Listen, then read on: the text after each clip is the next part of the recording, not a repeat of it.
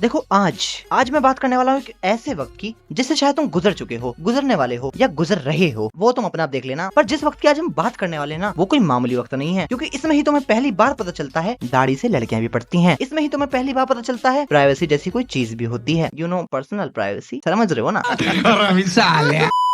और तुम कैसे दिखते हो, चलते हो, बोलते हो, खाते हो, मूतते हो, ये तुम्हारे दोस्तों के सामने तुम्हें कूल बनाता है, यू नो, इज्जत दिलवाता है। जी हाँ, ये वक्त है टीनेज। छोकरा जवारे जवारे जवारे टीनेज एक ऐसी उम्र जहाँ तुम हर बात को गहराई से सोचना शुरू कर देते हो। तुम्हें हर चीज के पीछे लॉजिक चाहिए होता है, हर काम की तुम्हें वजह जाननी होती है कि आखिर ये करना क्यों है। इसी उम्र में आगे तुम्हें फर्क पड़ना शुरू हो जाता है आखिर चार लोग तुम्हारे बारे में क्या सोचते हैं। हम कुछ नहीं सोचते रे बाबा, इसकी गलतफहमी मिटा रहे, वैसे इसके बाल कितने गंदे हैं। जहाँ तुम्हें फर्क पड़ने लगता है तुमने जूता पूंबा का पहना है या पुम्बा का। और इसी उम्र में आगे तुम्हें फर्क पड़ने लगता है आखिर तुम्हारी शक्ल पर पिंपल मोमोज और पैटीज खाने से हो रहे हैं या फिर किसी और काम का ही नतीजा है जो अब सामने आ रहा है। कुल मिलाकर तुम कोई मिल गया कि रोहित जैसे बन जाते हो, जिसे लगता है मैं बच्चों से बात नहीं करता, और मेरी उम्र खेलने कूदने की नहीं, नाचने गाने की, बता देना सबको। और पता नहीं हर 13 से 14 साल की उम्र के बच्चे को ऐसा क्यों लगता है कि दुनिया में जो कुछ कर दिखाने की क्षमता उसके पास है वो किसी और के पास होना तो दूर उसकी समझ से भी परे है। बावड़ा है सामने वाला उसके आगे। तुझे पता है जब मैं कपड़े पहनता हूँ ना, मेरा पूरा शरीर ढक जाता है, कुछ नहीं दिखता। मैं अलग तरह से कपड़े पहनता हूँ ना। क्या बात कर रहा है, मैं तो कपड़े पहनने के बारे में नंगा घूमता रहता हूँ, मुझे भी सिखा दे यार। तभी कहूँ पड़ोसन देख के मुझे हंसती क्यों रहती है बार बार। सिखा दूंगा, पर कल से पापा बोलना शुरू कर। माधर अब देखो, इस उम्र में एक बच्चे को खुद को लेकर कोई गलतफहमी हो या ना हो, पर खुद से उम्मीदें उसे हद पार वाली होती हैं। कोई सीमा नहीं है उन उम्मीदों की। वो अपनी ही किसी बनाई हुई सपनों की दुनिया में हर पल जी रहा होता है और उससे बाहर निकलने को राजी नहीं रहता बिल्कुल भी। और सपने भी कोई छोटे मोटे नहीं देखता, सपने भी ऐसे देखता है चांद पर बाइक ले जाके वापस आएगा। एक बारी को सपने को शर्म आ जाए, पर ऐसे बच्चों को कभी शर्म ना आए। 10वीं पास होते ही नासा वालों को एप्लीकेशन भेज दूंगा, एक्सेप्ट करने के लिए तो वो बैठे ही हैं। इतने फेसबुक वाले भैया से पूछ लेता हूँ, बोल रहे थे ना पिछले महीने आने के लिए वो, क्योंकि एलोन मस्क भैया के पास से तो खुला ऑफर है, उनके साथ मार्स वार्स पे भी घूमने जाना है मुझे। इतनी आसान जिंदगी है, चलो अब सैलरी डिसाइड कर लेता हूँ मैं, वरना फिर वो मेरा टाइम वेस्ट करेंगे। ऐसे ही सपने देखने वाले बच्चे आगे जाकर स्प्लेंडर में 50 रुपए का तेल डलवाते नजर आते हैं और उसमें भी टंकी को हिला हिला कर चेक करते हैं पूरा तो डाला है ना। सच में 13 से 14 साल की उम्र के बच्चे जितने बड़े सपने देखते हैं ना, इतने बड़े बड़े तो नेता वादे नहीं करते।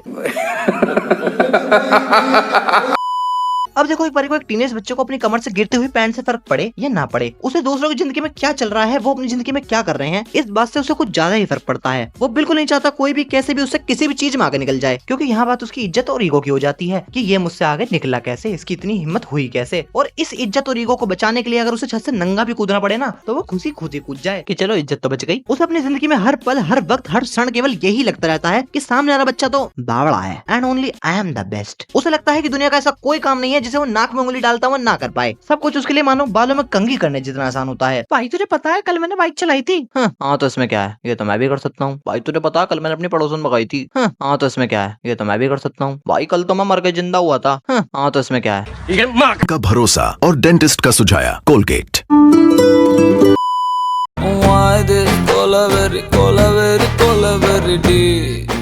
अब देखो, एक टीनेज से गुजर रहे बच्चे की जिंदगी को और तबाह करने में माँ और बाप का एक बहुत ही बड़ा दहेज होता है। मेरा मतलब है हाथ होता है, क्योंकि यही एक ऐसी उम्र होती है जिसमें तुम्हारे माँ बाप को तुम पर बिल्कुल भी भरोसा नहीं होता, किसी भी चीज को लेकर, किसी भी बात को लेकर। उन्हें तुम पर इतना भी भरोसा नहीं होता कि तुम दुकान से जाकर एक सही साइज की सुई भी लेकर आ जाओगे। और एक तो इस सुई वाले ड्रामे इतने बुरे हैं ना, सच में ऐसा लगता है दुकानदार हमारे साथ केबीसी खेलने बैठा है।